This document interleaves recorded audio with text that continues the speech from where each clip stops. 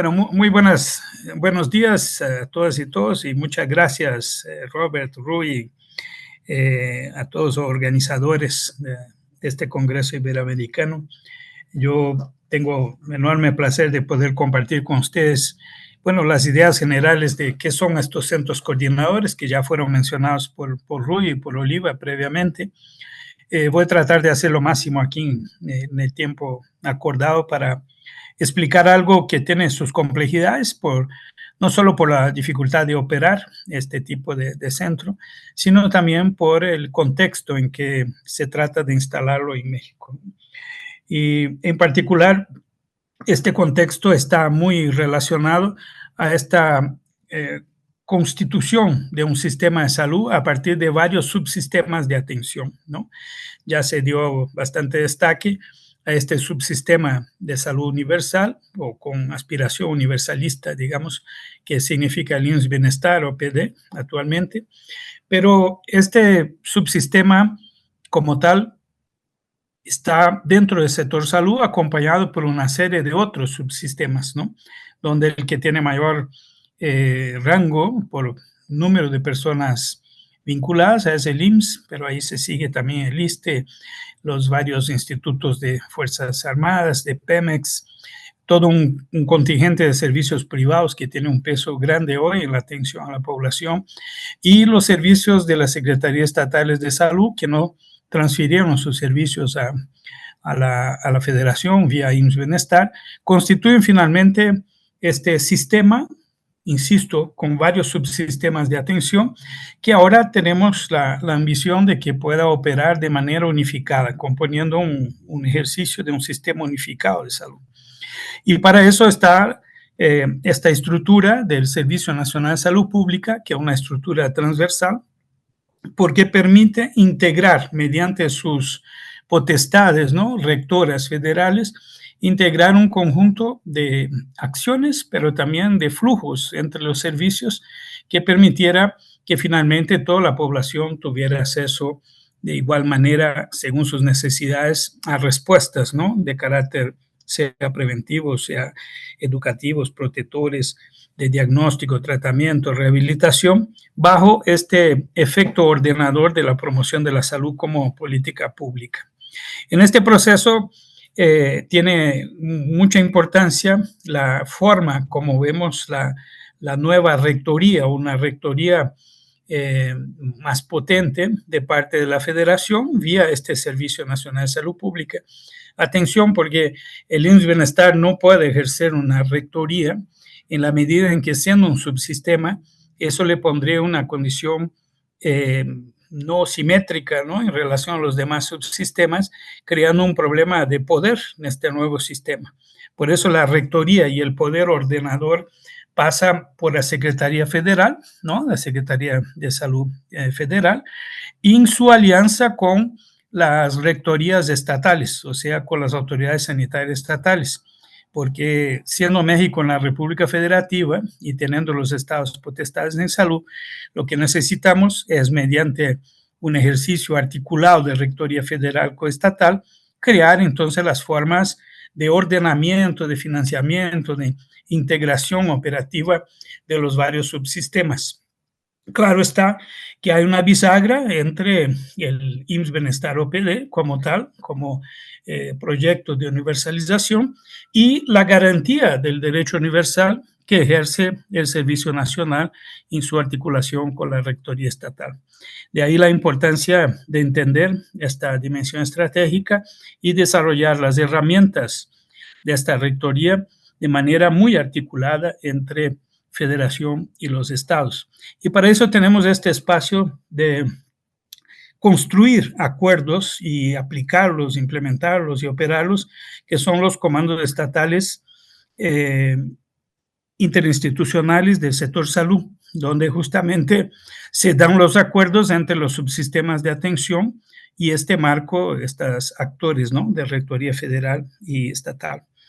Para que este sistema pueda operar de manera unificada, hay un desafío programático de abordar los problemas de salud a partir de esta integración de naturaleza programática, de contenidos, pero también está todo el tema de la articulación de los territorios, poblaciones como espacios de producción social de salud y bienestar, para el bienestar, como ya lo presentó la secretaria Oliva, y este espacio de ejercicio de flujo integrado mediante redes integradas que garantice que los ciudadanos, ciudadanas que necesitan cualquier tipo de acción en salud puedan obtener esta respuesta, esta acción en tiempo, ¿no? En ubicación y también en calidad y resultados adecuados, ¿no? Y que sean equivalentes entre los varios subsistemas, eliminando todo y cualquier tipo de desigualdad injusta. En esta perspectiva y con este escenario, que los desafíos que la salud como derecho tiene en México pasan por superar la insuficiencia en la oferta, y eso es muy importante para fines de entender la función de los centros coordinadores, o sea, lo que se ofrece hoy en lo público no es suficiente, tanto así que 50% del acceso finalmente a la atención se da en lo privado, con un elevado gasto de bolsillo muy regresivo para los que tienen menos recursos en particular, y 35% de los que tienen seguridad social pagan por servicios, ¿no? Que no logran acceder en tiempo, espacio y especificidad que necesita cada momento. Además está esta población estimada en 50 millones de habitantes a cada momento que no tiene seguridad social y que tiene en esta dinámica de acceso complementario a lo privado una posición de mucha desventaja, para el cual se han hecho todos estos esfuerzos, ¿no? de apuntar y ampliar respuestas vía lo que es ahora IMSS Bienestar OPD como promesa.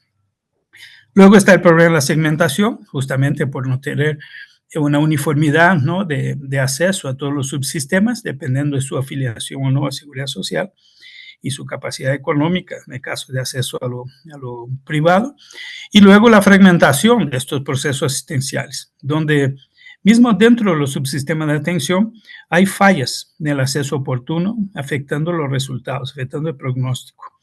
Y eso muy agravado, obviamente, por la fragmentación de un acceso por la ausencia, ¿no? de un acceso universal sin barreras, generando entonces un conjunto de obstáculos para servicios que eventualmente podrían estar disponibles físicamente, pero que parte de la población no accede porque no tiene acceso específicamente a las instituciones donde se desarrolla esta atención.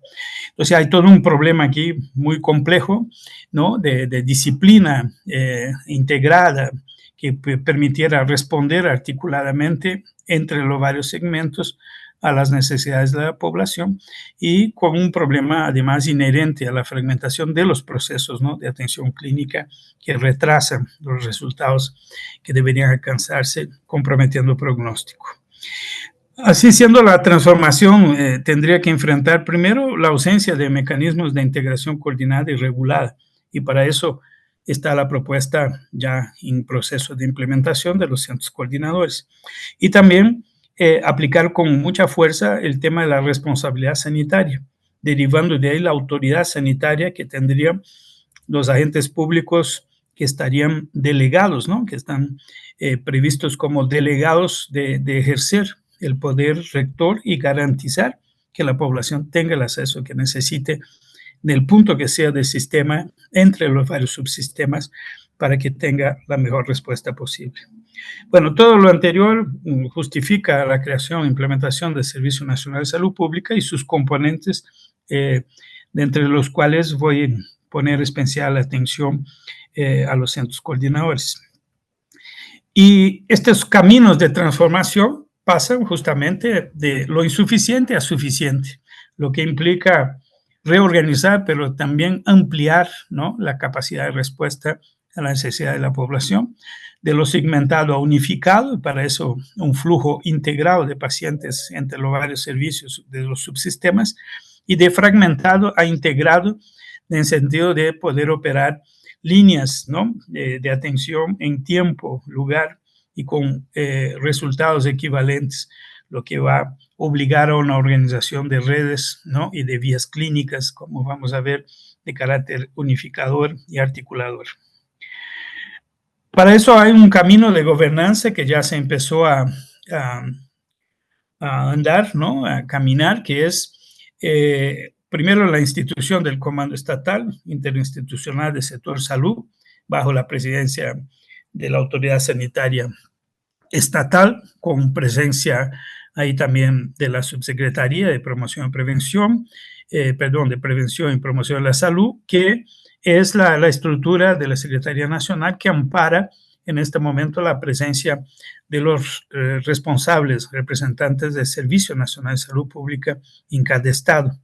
De este espacio del 6, donde también se integran los representantes de los varios subsistemas de atención a la salud y otros sectores de interés, ¿no?, para la producción social de la salud, ahí se establecen los acuerdos que permiten construir un colegiado de gestión para el SECOSABI, entendido colegiado de gestión como el espacio donde se hacen los acuerdos políticos y se establecen los caminos de implementación. Eso es muy importante porque el centro coordinador es sobre todo un espacio de gobernanza interinstitucional, creando una gobernanza sectorial en salud, permitiendo a partir de ahí que los SECOSABIs, o sea, los centros coordinadores, se instalen ya con un mandato que autoriza integración de informaciones, convergencia de flujos de pacientes, intercambio de servicios, compensaciones económicas, o sea, todo un conjunto de elementos que van a permitir que un centro coordinador de un sistema unificado funcione, porque si no, eso no va a funcionar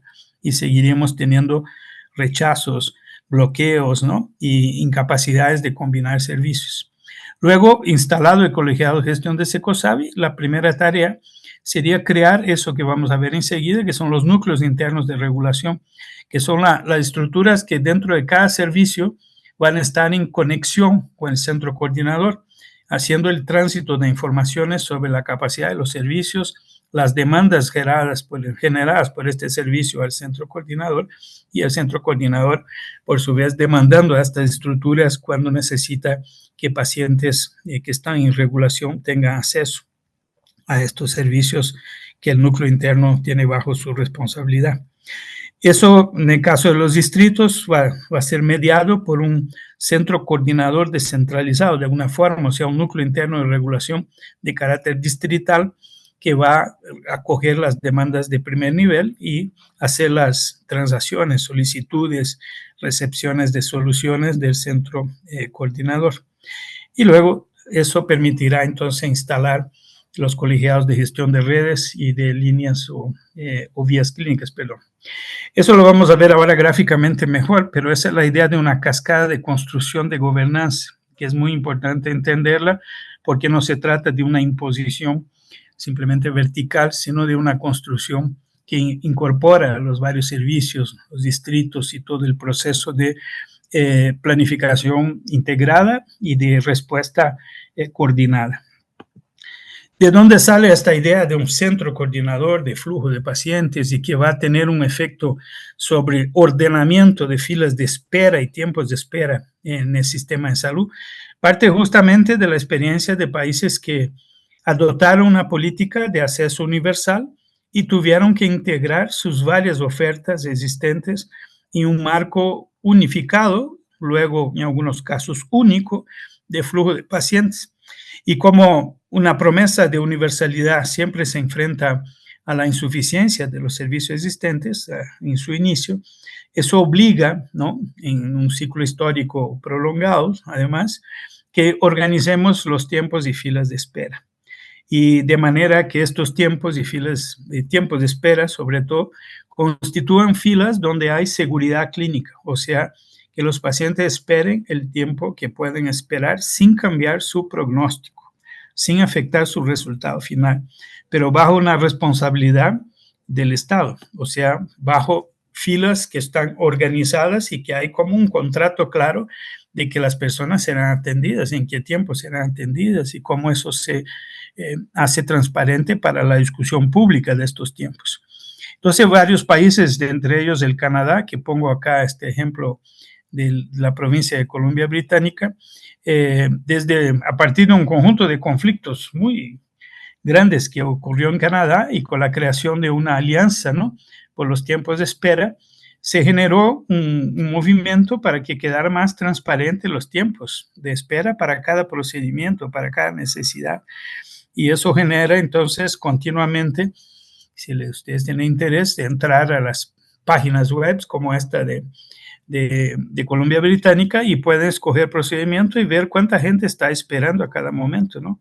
Como aquí en 30 de abril había 9.418 personas esperando por la prótesis total de rodilla, por ejemplo, por hospital, por cirujano, ¿no? ¿Cuánto fue el tiempo promedio que esperaron los que lograron ser operados en el último periodo? En 50% de los casos, 90% de los casos. Y ahí ustedes pueden entrar y ver todos los procedimientos para todas las áreas y tener una idea de cómo están las filas de espera, y con eso también tener argumentos como ciudadanos de pelear ciertos cambios necesarios y, por otro lado, tener más información sobre cómo funciona el tiempo de espera, las garantías de eso y todo. Este proceso en Canadá es un proceso largo, de muchas disputas todavía sobre equilibrar necesidades y ofertas, pero el hecho de que se pueda ahora saber cuáles son realmente los tiempos de espera para cada procedimiento de cada población le da un argumento político y social para que eso se mejore. Un efecto que queremos con los centros coordinadores en, en, en México es justamente establecer tiempos claros de espera, como este ejemplo de Canadá, de los tiempos de espera máximos en urgencias, ¿no? Que es de hasta 8 horas, de 4 a 8 horas el tiempo de permanencia en urgencia, lo que ellos tienen como objetivo, y luego hacer con que la información, como en este ejemplo de Portugal también, esté disponible para saber los tiempos de espera por servicio, para grupos de prioridad, para patología, etcétera, porque, insisto, ese es un tema clave para el debate social, pero también es clave para cada paciente que está esperando saber cuánto tiempo está previsto con seguridad clínica para que esperen, ¿no? Y eso entonces presiona el gobierno para dar respuestas adecuadas que garanticen los tiempos adecuados. Esa es una materia clave de empoderamiento también de la población para el debate sobre qué sistema de salud queremos y sincerar las capacidades que tienen los varios subsistemas de atención, en el caso de México, para responder en tiempo y forma a las necesidades de la población. Y ahí pasar una planificación integrada. En el caso de Brasil, me gusta destacar este ejemplo, el acumulado de pacientes, ¿no? Lo que llamamos sobrecupo de pacientes en las urgencias, que demuestra una dificultad del sistema de hospitalizar pacientes, de atenderlos de forma programada para servicios hospitalarios que demandan hospitalización y también, bueno, de las mismas urgencias aquí vistas, representa un debate sobre el equilibrio sistémico entre necesidad y oferta.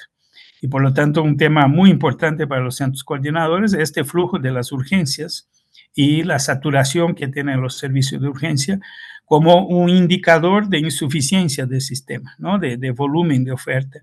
Y en Brasil ahí avanzamos a un debate sobre 4 horas de permanencia en las urgencias, 4 camas por 1.000 habitantes, justamente para buscar un equilibrio macro, ¿no? del sistema de salud, tratando de mejorar el primer nivel de atención para disminuir la demanda que pueda ser atendida en mismo primer nivel, en casos de agudos y agudizados, manejables en este nivel, pero también creando una puerta de salida para las urgencias para los pacientes que necesitan hospitalización. Eso llevó a Brasil a desarrollar en los últimos 20 años lo que se llama complejo regulador de la atención, y que fue una inspiración también para nuestra discusión en México, ¿no? Equivaldría a lo que aquí estamos llamando centros coordinadores, de alguna forma. Solo que el de México será mejor, espero yo. Luego está todo este tema de la oferta de camas, que es muy ilustrativa, ¿no? Del nivel de insuficiencia que tenemos en nuestros países. Aquí el número por 100.000 habitantes, o sea, en México tendríamos 1,5 camas por 1.000 habitantes en total, y más o menos un poquito menos de la mitad para el sector público, o un poquito más de la mitad para el sector público, lo que equivaldría entonces a un número francamente insuficiente, ya que el punto de equilibrio estaría alrededor de 4 camas por 1.000 habitantes como mínimo. de estabilidad. Entonces tenemos mucha distancia en nuestro país aquí del sur en relación a esta oferta, generando toda esta congestión que hemos visto.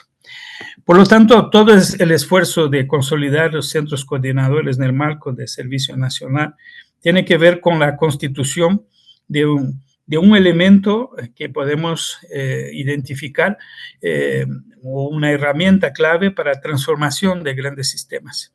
Y por eso la motivación de los centros coordinadores en este marco, como parte del Servicio Nacional de Salud Pública y de esta transformación del sistema de salud, es uno, garantizar la centralidad en las personas. Por eso los centros coordinadores son estructuras que abogan por los derechos de las personas, ¿no? A tener la atención en tiempo y forma adecuada. Luego, que debe retroalimentar continuamente a la población, al gobierno, en fin, a toda la estructura social sobre lo que se alcanzó y lo que no se alcanzó, para poder desarrollar respuestas que de forma progresiva y rápida equilibren las necesidades en relación a ofertas. Luego, afectar todos los niveles jerárquicos, o sea, operar un sistema unificado y pasar a operar con la autoridad pública de un centro coordinador implica movilizar toda la jerarquía de la organización del sistema de salud. Todos tenemos que entender cómo un centro coordinador va a garantizar el derecho de las personas, pero al tiempo va a disciplinar, organizar el funcionamiento de un sistema que tiene que comprometerse, ¿no?, con los resultados que el derecho de las personas exige. Involucrar a los profesionales, particularmente los médicos, en este proceso es muy importante, porque de ahí se deriva toda una responsabilidad sanitaria y una autoridad sanitaria que tenemos que respetar y ejercer, ¿no?, por medio de las comunidades profesionales que están en los servicios de salud del sistema. Y luego rescatar la historia y la historicidad de los sistemas a transformar. Y númeras veces en la historia mexicana se alzó la bandera de que habría que tener un sistema universal. Ahora estamos acercándonos a esta materialidad con más fuerza y por lo tanto entender qué pasó, que promesas anteriores no lograron cumplir, ¿no? Y cuáles son los problemas que podemos identificar a partir de la historia de los varios subsistemas, como la manera, por ejemplo, como los sistemas de seguridad social están siempre muy preocupados en la garantía de respuesta a sus asegurados y en el momento que tienen que ofrecer más allá de esta población y ya genera un conjunto de tensiones y eso tiene que ser parte de una lógica de intercambios dentro del sistema en que todos al final podrían ganar, puesto que todos los subsistemas hoy tienen problemas, ¿no?, de garantizar la atención.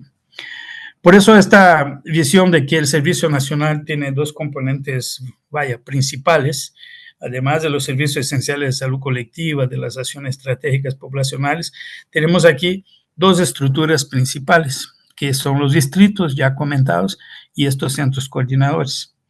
La motivación que llevó desde 2022 la Secretaría a afirmar la importancia de estos centros coordinadores tiene que ver justamente con una especie de parálisis de muchos aspectos del funcionamiento del sistema de salud y la necesidad de superar las listas de espera, yo diría más que listas, filas de espera inaceptables, hoy tiempos inaceptables del sistema de salud, e integrando mejor todos los niveles de atención y garantizando un flujo protegido, ¿no?, de la población en el sistema. De ahí todo este esfuerzo de un sistema integrado, unificado, donde el Servicio Nacional y los centros coordinadores en particular pueden aportar, ¿no? Entonces, insisto, el centro coordinador es un servicio de abogacía por derechos y acompañamiento de la población para navegar el sistema de salud y acercar los servicios de los diferentes prestadores de servicio de atención médica mediante la coordinación y regulación. Vamos a ver que un poquito más que eso, incluso cuando se hace la gestión clínica de flujo de pacientes de forma adecuada y se garantizan los tiempos clínicamente aceptables, ¿no? Y que eso pasa a ser un contrato social, entonces muy exigente.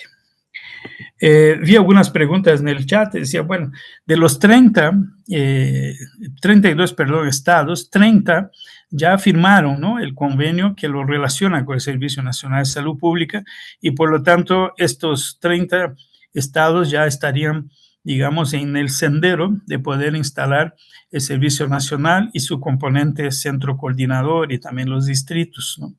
Diferentemente de los 23 estados que hasta ahora firmaron el IMSS Bienestar. O sea, una cosa no está condicionada a la otra. Los estados pueden adherir al Servicio Nacional de Salud Pública, instalar los centros coordinadores, los distritos y todo, y en este proceso no están obligados, ¿no?, legalmente a adherir al IMSS Bienestar como tal. Por lo tanto, cuando se trata de estados que no adhirieron a IMSS Bienestar OPD, significa que su red de servicios sigue siendo de gestión directa del Estado y se integrarían con los centros coordinadores de la misma manera que en otros estados que están ya con IMSS Bienestar OPD en implementación, estos servicios van a incorporarse. Bueno, aquí lo que me gustaría destacar ya para ir más en materia y entrando a la parte final de mi presentación, es cómo operan estos centros, ¿no? Porque hasta ahora muy interesante todos los argumentos justificativos, pero estos centros operarían mediante una estructura que recibiría las demandas totales del sistema de salud. O sea, cada vez que hay una necesidad de flujo dentro del sistema de salud, flujo de pacientes, el centro coordinador estaría conectando esta necesidad con una respuesta existente en el sistema de salud a partir de la mirada integradora, informada sobre todos los subsistemas de atención. Entonces, yo podría tener una demanda de alguien que eventualmente no tiene seguridad social, pero que voy a tener la solución necesaria en un servicio del IMSS, del ISSSTE, o en otros servicios, ¿no?, de institutos o, en fin, donde sea. La función del centro coordinador es garantizar esta respuesta de forma coordinada, en tiempo, lugar, garantizando el derecho a la salud de las personas. O sea, el tiempo de respuesta condicionando a eso que tenemos como obligación, que tener un resultado en salud adecuado a las poblaciones. Y eso incluye acciones que pueden ser preventivas, protectoras, educativas, como ya mencioné, y también, obviamente, de diagnóstico, de tratamiento, de rehabilitación, reinserción social, protección social, etc. El centro coordinador, de alguna forma, articula estas esferas que están en esta gráfica. O sea, el centro coordinador tiene una unidad de gestión clínica de flujo de pacientes, que es lo que puse mucho énfasis hasta ahora. Como también el subsecretario había mencionado, eso incluye una atención de la parte de urgencias, que hoy ya tenemos previamente existentes los CRUMS, que por su vez también se articulan como CRUMS a una estructura de coordinación de respuesta a emergencias y desastres, mediante esta iniciativa que se viene instalando también, que de los CEMERS, los Centros Estatales de Emergencia y Respuesta, ¿no?, a desastres. Y esta estructura, como unidad de gestión clínica de flujo de pacientes, aporta información clínica constante, información de servicios para esta esfera de procesamiento de una inteligencia estratégica en salud, que es un espacio que también necesita consolidarse, ¿no?, como de confluencia entre la vigilancia en salud de territorios, poblaciones, vigilancia epidemiológica, ambiental, de servicios, sanitaria, que permite la función vigilante, ¿no?, de los distritos de salud, que están mirando territorios, poblaciones y servicios en territorios, que alimenta, por su vez, esta estructura de inteligencia, combinada con la información clínica y de servicios de operación cotidiana, y con las evaluaciones, ¿no?, que derivan de la unidad de inteligencia sobre emergencia en salud, que es una estructura que está prevista en el marco de los CEMER. Entonces, esta estructura combinada de capacidades genera lo que es un poco el universo que el SECOSABI dialoga, porque aunque busque garantizar a cada día una respuesta específica al flujo de pacientes, ¿no?, dentro del sistema, según la necesidad que se presente, también está interesado el SECOSABI a aportar, obviamente, a un equilibrio estratégico entre necesidad y oferta, reconocer estas ofertas, si posible, con antelación, ¿no?, en la evolución misma de las necesidades poblacionales, orientar planificaciones integradas de redes de servicios. Todo eso se da en esta esfera de inteligencia que está aquí también adosada, ¿no?, es parte de las relaciones, ¿no?, establecidas alrededor de este tema de SECOSABI. En la parte de emergencia y desastre, reconocer que hoy, por la insuficiencia del sistema público en su conjunto, tenemos una situación desastrosa que podríamos caracterizar por los acumulados de pacientes en los servicios de urgencia, así como las filas de espera para la atención electiva, ¿no? Sea en el ámbito ambulatorio, sea en el ámbito de las hospitalizaciones, y en el acceso mismo, muchas veces dificultado al primer nivel. Entonces, todo eso también inspira un reconocimiento de situaciones desastrosas que necesitan respuestas de gestión de flujo, a veces contingenciales, ¿no? Para garantizar en tiempo las atenciones requeridas. ¿Por qué decimos que hay una gestión clínica? Bueno, una gestión clínica es sobre todo la garantía de centralidad en las personas por parte del sistema. Es también un trabajo de equipo interprofesional, porque la gestión clínica implica varios actores profesionales organizados en equipos, ¿no? En servicios y todo, y con una constante preocupación también por la sostenibilidad del sistema, o sea, el tema de usar adecuadamente los recursos disponibles para el máximo provecho, ¿no? de los pacientes, de las personas, para que su hecho tenga garantía de materialidad. Y luego está este tema que la gestión clínica, que se desconfiguró aquí, incluye la calidad y la seguridad como parte del ejercicio de garantía de los derechos humanos. O sea, no podemos ver seguridad y calidad disociada del ejercicio mismo de la gestión clínica que van a hacer estos centros coordinadores, porque finalmente son estructuras de garantía de calidad y seguridad mediante su ejercicio de gestión clínica. También es importante entender que la organización de las vías clínicas o rutas clínicas, los caminos que van a seguir los pacientes a partir de la misma orientación de los centros coordinadores, es una manera de aterrizar de verdad las guías clínicas, que son consensos técnicos científicos, mediante protocolos, ¿no? Que son instrumental de aplicación de estas guías, para que en la ruta que van a seguir los pacientes en tiempo y forma del sistema, se garantice el mejor resultado prognóstico, ¿no? Para su condición a partir del momento que captamos estos pacientes en la población, o que estos pacientes, se presentan en los servicios de salud. Y ahí la idea que quiero ilustrarles es cómo esta unidad de gestión clínica, este circulito amarillo, cómo se organiza eso, porque aquí están, según el trabajo que hicimos, identificados 9 estaciones de gestión clínica que componen esta unidad de gestión clínica, que tiene que ver con las redes, primer nivel, urgencias, atención ambulatoria especializada, apoyo diagnóstico, hospitales y quirófanos, hospitalización, quirófanos, atención farmacéutica, coordinación de trasplantes, red de sangre y todo lo que significa la atención psicosocial, ¿no? Las redes de apoyo psicosocial. Eso serían los 9 ámbitos que de forma integrada compondrían la unidad de gestión clínica de flujo de pacientes en el sistema, amparado por los núcleos internos de regulación, que son estas estructuras que en cada servicio responden por el flujo interno y la conexión con el flujo externo del sistema, ¿no? Y los ecosabes descentralizados por distrito, o si quieren llamarlo NIRCs distritales, que son los que hacen la misma función de NIRC de cada servicio mayor, hospitales, clínicas mayores, pero en este caso lo hacen de forma a integrar flujo de demanda de varias unidades de primer nivel y en relación a la respuesta a sus necesidades, ¿no? Entonces, eso es bien importante poder captar y entender.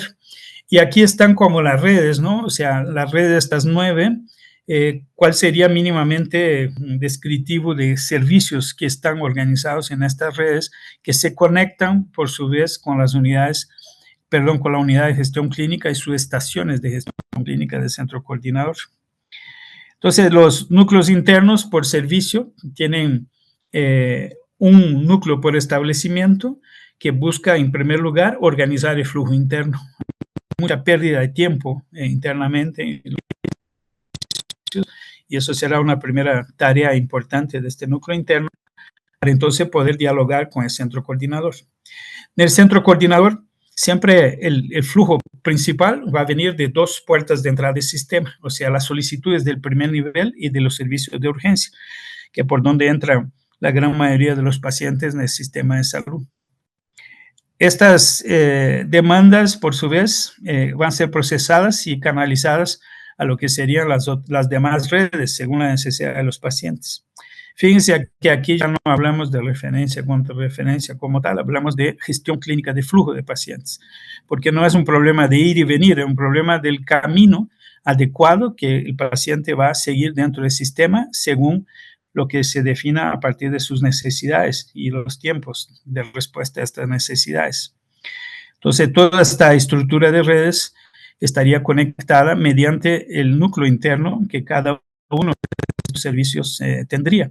En el caso de los distritos, ya con la unidad de gestión clínica descentralizada o SECOSA distrital o NIRC distrital, si quieren, que conecta el conjunto del primer nivel para fines de flujo dentro del sistema.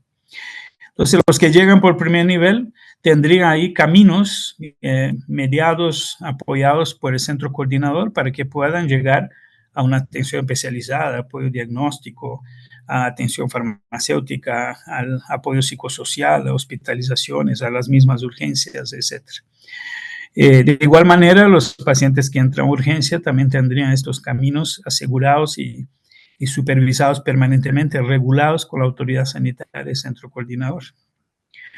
Cuando combinamos estos dos flujos, ya tenemos una idea de la cantidad de transacciones que hay y también pasamos a entender que si tengo un paciente que está ya hospitalizado, él puede también necesitar apoyo de otras redes, sea para deshospitalizarlo, revincularlo a primer nivel, tener un apoyo a hospitalización en otro hospital y necesita apoyo de transporte de ambulancia, en fin, todo un conjunto de necesidades.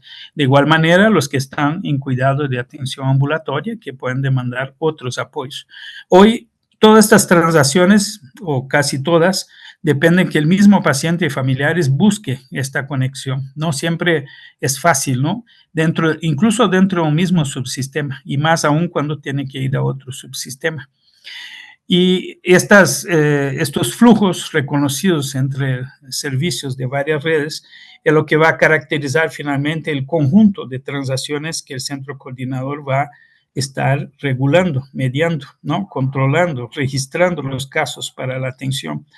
Aquí el circulito, la pelotica amarilla significa justamente la intervención del centro coordinador en este control de flujos, ¿no? Y con tiempos adecuados que va a buscar que se respeten en cada una de estas transacciones. Por eso son los núcleos internos de regulación y coordinación de los servicios que son formados por funcionarios de cada servicio designado por la dirección, los que van a dar información actualizada sobre capacidades y calificar solicitudes a otros servicios y acoger solicitudes de otros servicios mediados por el centro coordinador. Pensemos ahora de cómo hoy tenemos los territorios, ¿no? Ya que hablamos de distritos. Si pensamos bien, los distritos son territorios, ¿no? Que fueron definidos a partir de poblaciones en espacios físicos territoriales que por su vez tienen en estos territorios una diversidad de servicios. Tenemos aquí 3 distritos hipotéticos en que ustedes ven la diversidad de servicios que puede haber, hospitales, clínicas, centros de primer nivel, etcétera. Y algunos lugares no hay mucho, o sea, hay vacíos, ¿no? Asistenciales, que ya se habló. Y luego hay un conjunto de estructuras que ahora estarían instalándose mediante una red de estas unidades de gestión clínica descentralizada por distrito, que son parte del centro coordinador, estas NICs distritales, si queremos llamarlos. Y luego también estará la relación con los NIRCs, núcleos internos, ¿no? De cada servicio.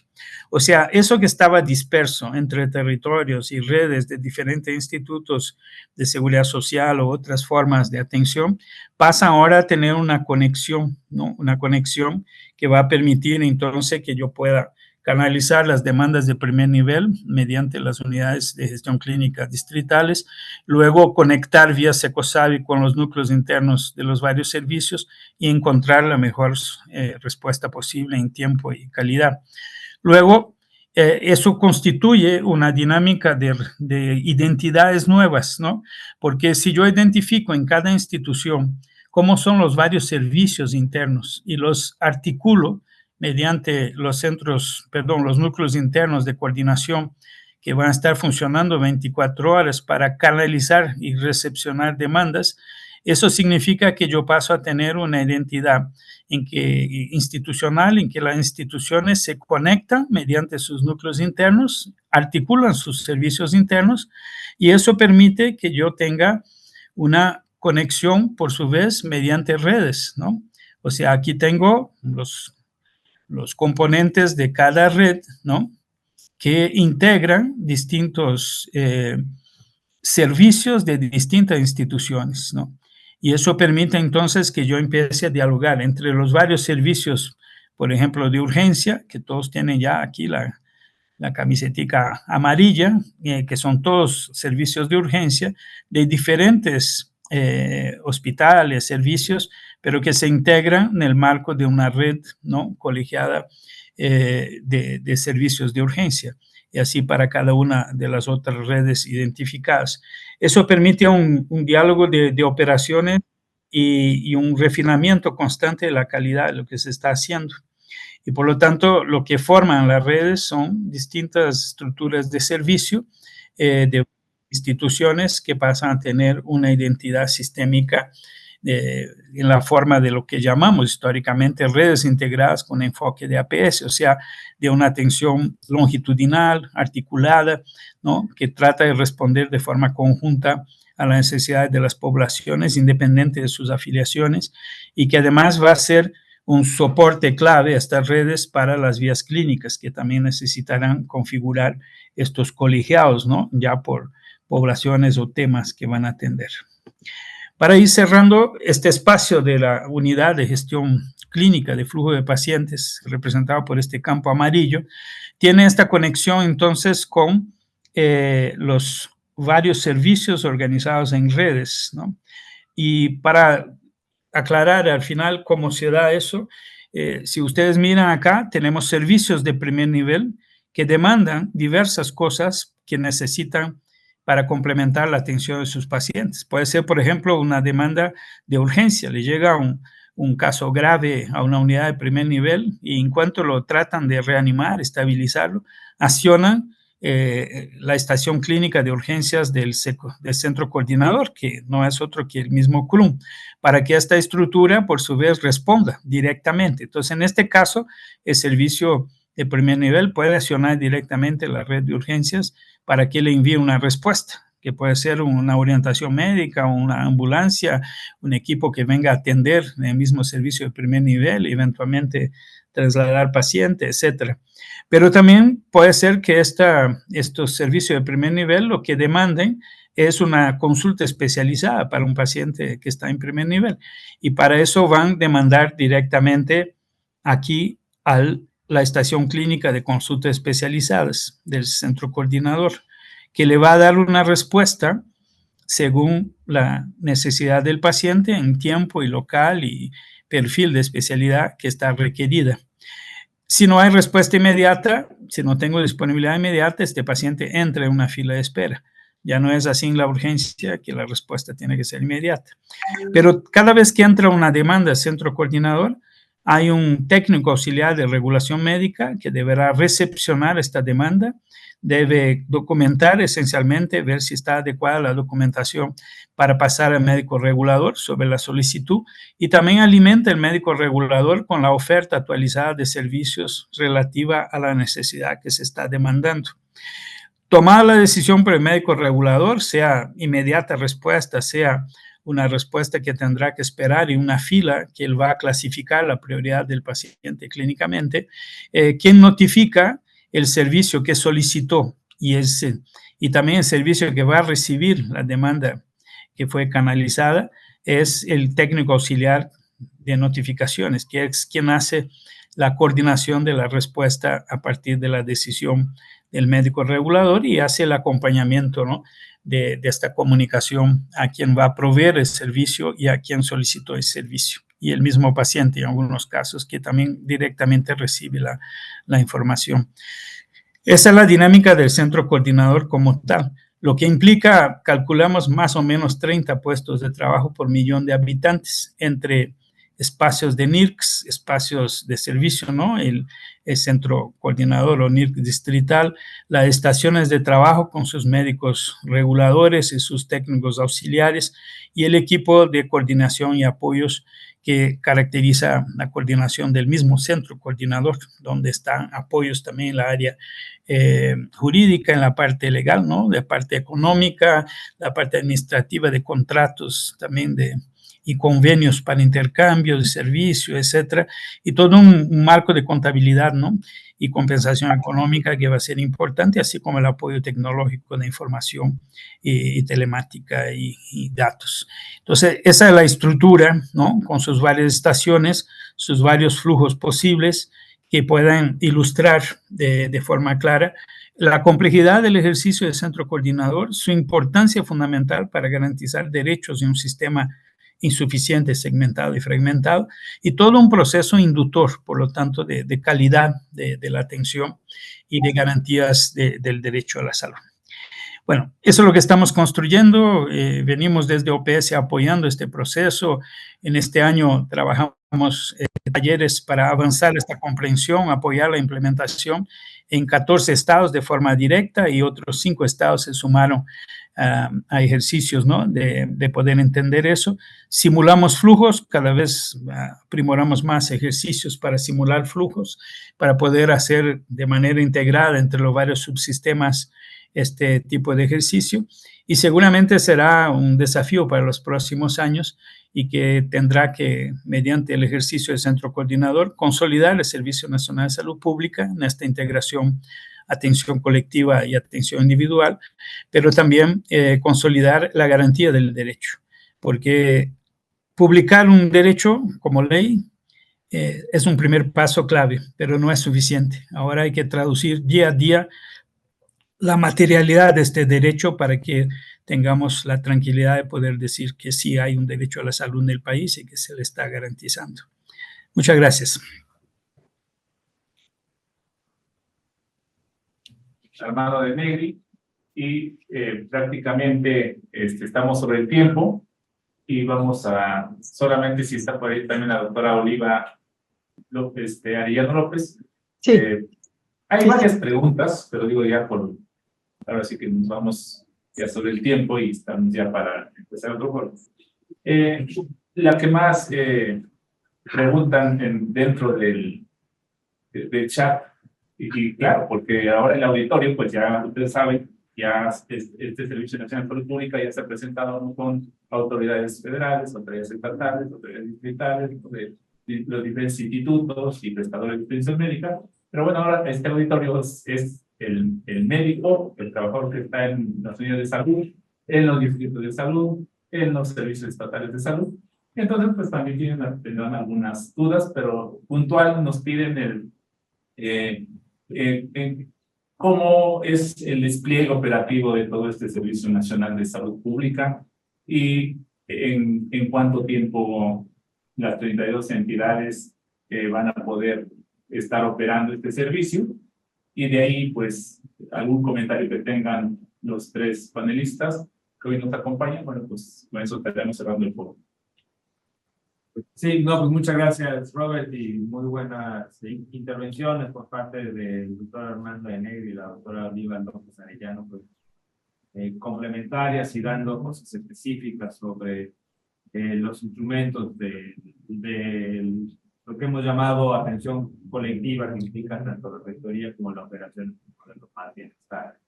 Y contando rápidamente un poco consideramos que un poco como lo comenté en la última diapositiva en mi presentación, consideramos muy importante el ya tener ahora cerca de 60% del personal gerencial del Servicio Nacional Pública en cada una de las entidades federativas. Hay entidades federativas donde se han visto con necesidades de cambios de personas y bajas y altas, pero la idea principal es el poder identificar ya el grupo gerencial con el que tenemos el despliegue ya territorial con tareas muy específicas, tanto en el diagnóstico de barreras como en la solución de estas barreras, programas. Y creo que eso va a ser uno de los componentes que estamos viendo como como útiles también para lograr el despliegue efectivo. Es decir, identificar algunas prioridades que estamos viendo en la federación, pero juntarlas con las prioridades locales. Un ejemplo en donde estamos tratando de conjuntar los esfuerzos es precisamente, por ejemplo, en la estrategia de vacunación y en la recuperación del rezago vacunal, en donde hay necesidad de apoyar a los programas estatales coordinados desde esta figura de los comités estatales de vacunación, pero tratar de identificar si las barreras realmente son problemas de falta de personal, de falta de capacidad de distribución por los estados. Y eso el Servicio Nacional Pública nos da información independiente del programa que nos ayuda a identificar el apoyo que debamos dar desde la federación. Y creo que eso va a ser una de las prioridades específicas que vamos a vigilar.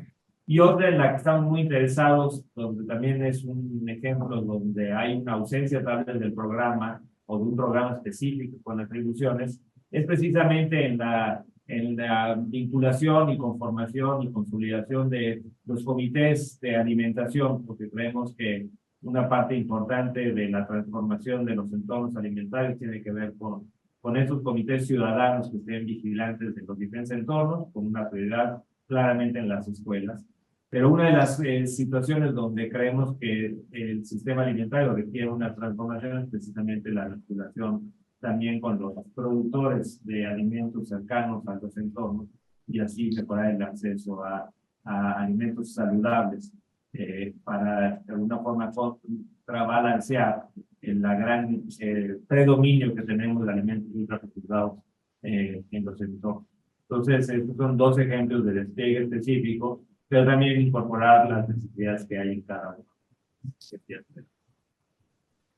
Muchas gracias, doctor López Reyraura. No sé si por ahí la doctora Oliva tenga un comentario final.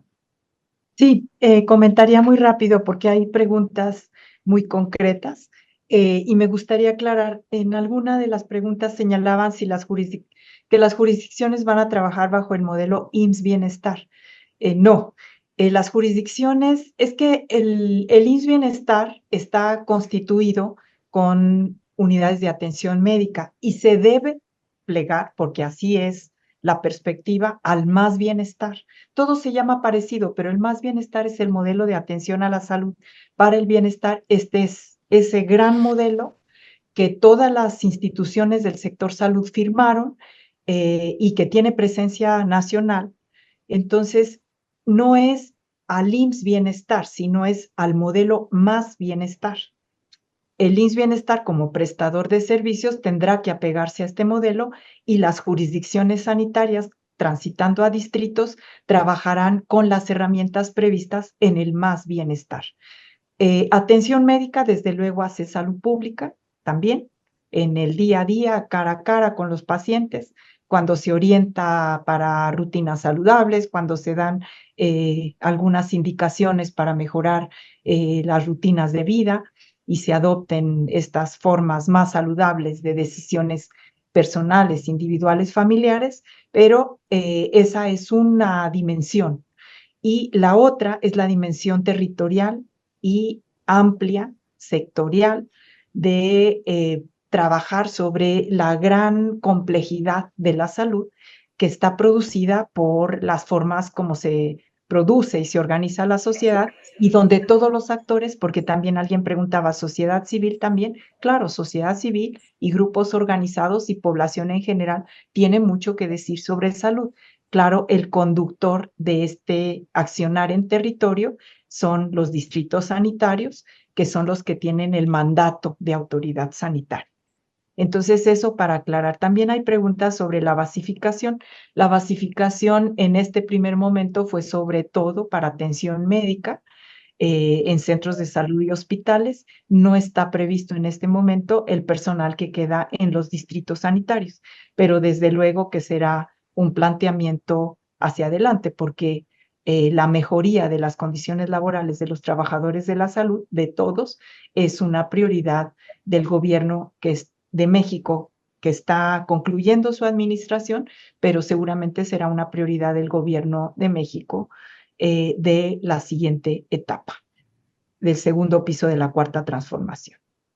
Y nada más también cerrar con esto, alguien preguntaba, ¿se va a restringir a paquetes básicos o se van a atender todas las enfermedades? La propuesta nacional y local es justamente terminar con esta perspectiva de paquetes básicos, ¿sí? Y de atención muy limitada para población en condición de pobreza o no asegurada vía seguridad social laboral, y ir como meta de medio camino avanzando hacia la unificación del sistema de salud globalmente y tener para esta meta de medio camino lo que ya se señalaba, los distritos sanitarios y los centros coordinadores de salud para el bienestar, que son herramientas del Servicio Nacional de Salud Pública. Entonces sería la atención de toda la demanda, desde luego considerando lo que ya señalaba el doctor Denegri, que es deficitaria tanto en atención médica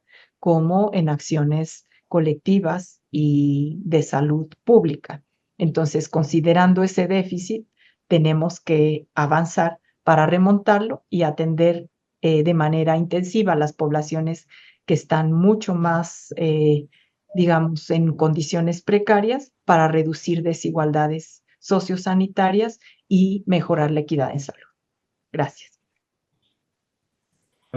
Y un comentario final, doctor Armando Denegri, para cerrar este foro. Sí, yo creo que lo interesante para entender de este proceso, ¿no? Es que un proceso que está en marcha, ¿no? En los estados en que se está constituyendo los centros coordinadores, el paso clave es que justamente se establezca un espacio de discusión entre los varios subsistemas de atención. Y eso lo hemos visto avanzar paso a paso mediante la decisión del 6, ¿no? De crear los centros coordinadores y luego implementarlos mediante la creación de los colegiados de gestión, donde se reúnen las varias instituciones, IMSS, ISSSTE, IMSS Bienestar, Programa, OPD, servicios estatales donde todavía permanecen como tal, servicios municipales, incluso ya tuvimos incluidos, también el Sistema Nacional DIF, el Instituto de las Fuerzas Armadas. O sea, poco a poco se está construyendo una reflexión sobre la insuficiencia que todos tienen en diversos aspectos, para tratar de utilizar de forma más coordinada lo que existe y pensar paso a paso a cómo planificamos las expansiones de manera también coordinada. Sí, como hubo un comentario, todos los subsistemas tienen dificultades hoy de atender su clientela, y por eso cuando se presenta la idea del centro coordinador, la primera reacción un poco reactiva, ¿no? Decir, oye, pero lo que tengo no es suficiente, porque ¿cómo voy ahora a compartir, ¿no? Con poblaciones de otros subsistemas? Lo que pasa es que hay un conjunto ya de disposiciones sobre eso. En primer lugar, de parte de IMSS Bienestar OPD, si ustedes van a la ley, la reforma de la ley general que instituye el IMSS Bienestar OPD, ahí ya está claro que el IMSS Bienestar atiende a la población que no tiene seguridad social, pero también la población que tiene seguridad social y no logra encontrar atención. Lo que falta ahora es equilibrar esta equivalencia entre todos, combinados, ¿no?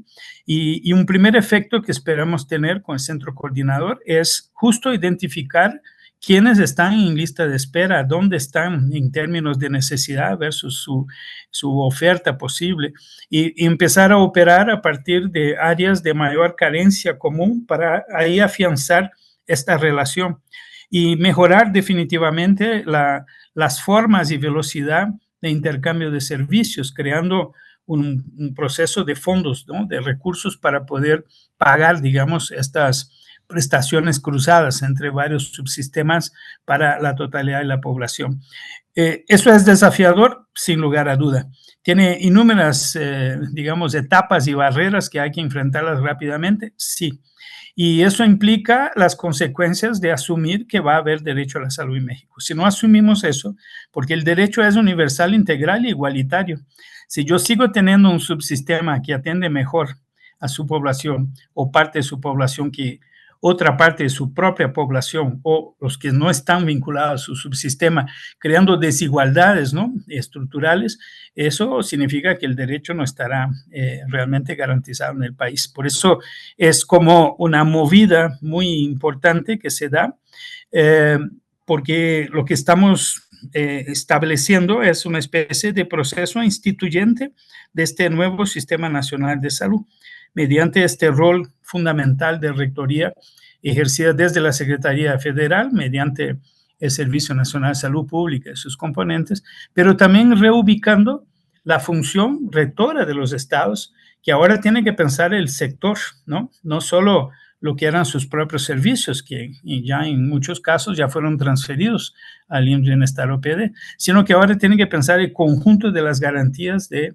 la atención colectiva e individual a la salud. Por esto estos mecanismos de distritos y centros coordinadores pasan a tener un rol tan importante. Y como bien ya lo respondió la doctora Oliva, el tema aquí no es de paquetes, de que se garantice una cosa y no otra, es el conjunto de la necesidad. Eso va a ejercer una presión sobre el sistema para que tenga que desarrollar capacidades frente a todas las necesidades. Y eso es parte de este proceso de transformación, ¿no? De construir suficiencias. No hay duda que estos próximos 6 años van a ser un periodo clave para consolidar este proceso, ¿no? De buscar un equilibrio entre una rectoría que integre todo el sector y la operación adecuada de cada subsistema, porque ahí no es solo un problema de consolidar el subsistema IMSS Bienestar, es también consolidar, ampliar, calificar el IMSS, el ISSSTE, demás ofertas de forma integrada, no sobrepuesta en competencia o absolutamente ignorando lo que está haciendo cada quien, sino justamente esta estrategia de servicio nacional permite una planificación integrada en aras de superar todos los varios ámbitos de déficit, ¿no? Que el sistema tiene, disminuir el gasto de bolsillo, disminuir, por lo tanto, la dependencia del mercado de salud como tal. Eso lo planteó la presidenta, ¿no? En su propuesta de salud, y eso para alcanzarse pasa por esta consolidación de una forma mucho más integrada. Pero para cerrar también pasa por un proceso de comunicación política y formación de personal para operar un nuevo sistema. Varias personas mencionaban esto aquí, que hay resistencias, hay desinformación, hay inseguridad, ¿no? Entonces hay toda una arquitectura del sistema que tiene que obviamente discutirse e instalarse, que va desde el tema de las garantías, ¿no? Del ejercicio profesional, de los vínculos laborales, de la forma de organización de trabajo, pero eso tendrá que pasar necesariamente por una especie de ejercicio colectivo, ¿no? Estructurado de todo el sistema en sus varias instituciones para que tengamos posibilidad de alcanzar un nivel satisfactorio frente a las necesidades de la población. Y ahí había otras preguntas más específicas sobre qué son los NIRCs, ¿no? Yo digo, bueno, el NIRC es la estructura interna de gestión clínica. Hoy está muy fragmentado. En los hospitales, por ejemplo, encontramos un sector de servicio social que trabaja referencia contra referencia, pero hay, por otro lado, grupos a veces de médicos, un auxiliar o asistente de la dirección que hace canalización de casos, que hace la gestión de flujo interno. O sea, hay varias estructuras con las cuales tenemos que aprender de su experiencia, que ahora se integrarían formando un grupo interprofesional interno en los hospitales para hacer la gestión interna de flujo clínico de pacientes, garantizar que no hay tiempos muertos, que no hay estructuras poco adecuadamente utilizadas, y al tiempo es la estructura que se va a comunicar con el centro coordinador, que va a canalizar el conjunto de demandas de aquel servicio para el centro coordinador y recepcionar las demandas. Mediante este núcleo interno se va a hacer el flujo continuo de informaciones sobre la capacidad de servicio informada continuamente, ¿no? Garantizando 24 horas por día esta actualización, pero también asumiendo una responsabilidad de gestión clínica interna, insisto, articulada con los sistemas regionales. Y ya en los distritos, yo mencioné como NIRC, Secosavi, dentro de los distritos, un brazo de Secosavi, eso con las discusiones vamos perfeccionando, sería como la presencia de un grupo interprofesional distrital que recolecta, o sea, recibe las demandas de los servicios de primer nivel para calificarlas y regularlas hacia el centro coordinador. de manera a crear una especie de elemento calificador que hacen los NIRCs dentro de cada institución hospitalar para sus servicios hospitalarios, por ejemplo, pero que en este caso no sería posible tener un NIRC por unidad de primer nivel, porque eso demanda a personas dedicadas a eso, ¿no? Y no tendría mucho sentido. Por eso el rol articulador de este núcleo en los distritos que permite enlazar de forma más calificada y permanente con el centro coordinador a todos los servicios que componen el primer nivel de atención. Bueno, esa es la idea muy brevemente. Como les dice, es complejo y espero que les motive a buscar más información y también que tengamos la posibilidad de proveer más información para que eso se entienda perfectamente y que todos puedan contribuir a su construcción, porque definitivamente es una construcción fundamental, ¿no? Y compleja que el sistema necesita para ser sistema. ¿Sí? Y eso sería. Muchas gracias. Nelly, pues muy retroalimentadoras todas las opiniones que hoy los panelistas nos dan esta mañana en el marco de este congreso. Y para finalizar, bueno, hay doctor Rivera, doctora Oliva, doctor Armando, hay muchísimas preguntas que están haciendo, pero creo que después, todo esto se lo estaremos pasando a los equipos que están trabajando este servicio nacional, pues para una retroalimentación y que justo cuando se estén haciendo estas capacitaciones ya enfocadas con el personal en territorio, pues puedan irse solventando todas estas dudas a detalle. Y bueno, pues muchísimas gracias, doctor Armando de Negri, muchísimas gracias, doctora Oliva Arellano. Gracias por su participación y nos vemos próximamente. Gracias. Buen día a todos y todas.